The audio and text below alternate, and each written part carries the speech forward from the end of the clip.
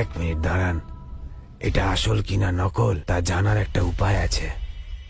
আমার এক কাজিন এই শহরেই এসেছেন, তাকে যদি ওয়াইনটা চেখে দেখতে বলি ও সহজেই বলে দিতে পারবে। ও কি সঠিক বলতে পারবে? মেঘনা, ও ওয়াইন তৈরির একজন বড় ওস্তাদ।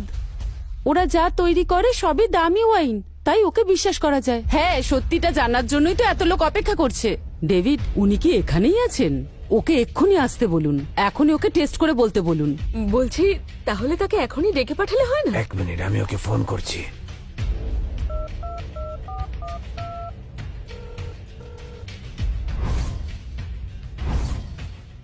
হ্যালো রাজু। রাঘব, এইসব তুই নিশ্চয়ই আশা করিসনি, তাই না? ও এলেই সত্যিটা জানা যাবে। আর হাঁটু গেড়ে বসে ক্ষমা চাওয়ার জন্য তৈরি থাক। কে হাঁটু গেড়ে ক্ষমা চায় তখন দেখা যাবে। বাপরে, তোমার এত অহংকার এখনো?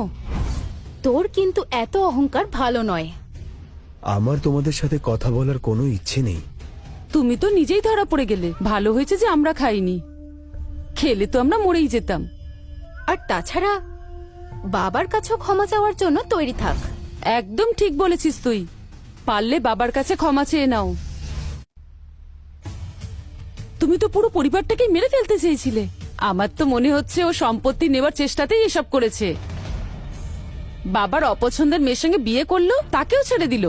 এবার পরিষ্কার বুঝতে পারছি ও এখানে কেন এসেছে। ওকে এখানে টাকা উচিতই হয়নি। এই পরিবারটাকে ভাঙতে চাইছে।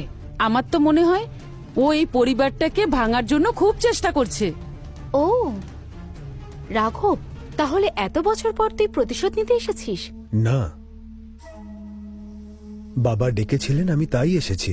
রাঘব, সবকিছু নিয়ে তুই এখান থেকে চলে যা বাবা। বাবা, আপনিও আমাকে বিশ্বাস করছেন না? এরকমটা নয় বাবা। না বাবা, আমি যাব না।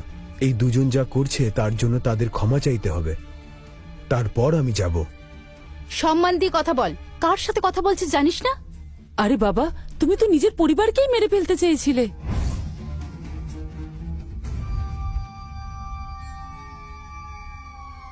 ইনি আমার কাজিন মিস্টার রাজু।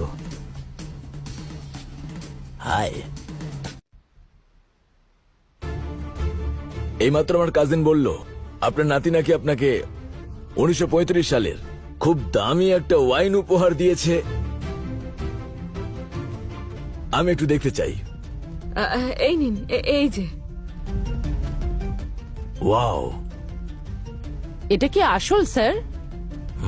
সত্যি এটা এত দামি ওয়াইন?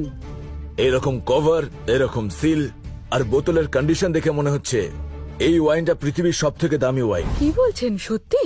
কিন্তু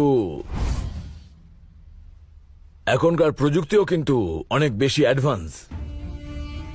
ডুপ্লিকেট হওয়ার চান্সও রয়েছে। আমি তো তখনই বলেছিলাম ও নকল বোতল দেখিয়ে সবাইকে বোকা বানাচ্ছে। মিস্টার রাজু, আপনি একদম নিশ্চিতভাবে বলুন, আপনার কোনো চিন্তা নেই। আপনি ওয়াইনটা চেক করে একদম সত্যিটা বলুন। হ্যাঁ, আমিও তাই মনে করি। রাজু, আপনি ছাড়া অন্য কেউ এত স্পষ্টভাবে বলতে পারবে না। আপনি শুধু পারবেন। ভালো করে ভেবে বলছেন তো? এটা কিন্তু খুবই এক্সপেন্সিভ। আমি যদি এক সিপও খাই তাহলে কিন্তু আপনার অনেক লক্ষ টাকার ক্ষতি হবে। হ্যাঁ, আপনি ঠিকই বলছেন। যদি এটা আসল হয় তাহলে আমার বড় লোকসান হবে। তবুও ঠিক আছে। এটাতে কিভাবে লস হবে? এটা তো আসল ওয়াইনই নয়। মা, আমাকে বিশ্বাস করো, এটা সত্যি নকল ওয়াইন। যদি এটা সত্যি আসল হতো মা, তাহলে মিস্টার রাজুকে হসপিটালে ভর্তি হতে হবে। কি বলছো প্রিয়া? সত্যি? হ্যাঁ মা,